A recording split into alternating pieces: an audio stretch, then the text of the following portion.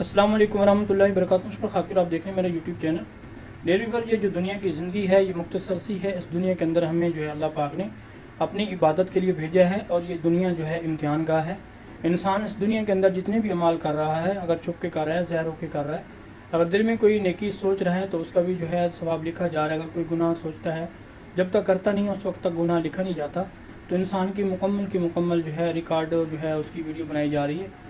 और इंसान जो है जो भी नेक अमल करेगा, जो बुरा अमल करेगा, वो सारा का सारा जो है उसका रिकॉर्ड हो रहा है। मरने के बाद जब हिसाब किताब शुरू होने लगेगा उस वक्त ये अमाल सारा जो है उसका कारनामा, उसके जो भी अमाल होंगे वो सामने पेश किए जाएंगे। और उस वक्त अगर इंसान ने अच्छे अमाल किए होंगे तो वो खुशी महसूस करेगा और कामयाब हो जाएगा। अगर उसने बुरे अमाल किए होंगे तो उस वक्त जो है वो अपने अमाल को देखेगा और परेशान होगा, पछताएगा, रोएगा, लेकिन उस वक्त जो है रोना धोना काम नहीं आएगा। अल्लाह से इल्तिजा करेगा, या अल्लाह मुझे एक मौका दे दे, मैं तेरी दुनिया में जाकर सिर्फ तेरी इबादत करूँगा, कोई और दुनिया का काम नहीं करूँगा। अल्लाह पाक फरमाएंगे बस वो मैंने तुझे दुनिया के अंदर ज़िंदगी दी थी वो तूने गंवा दी, अब कोई और मौका नहीं है।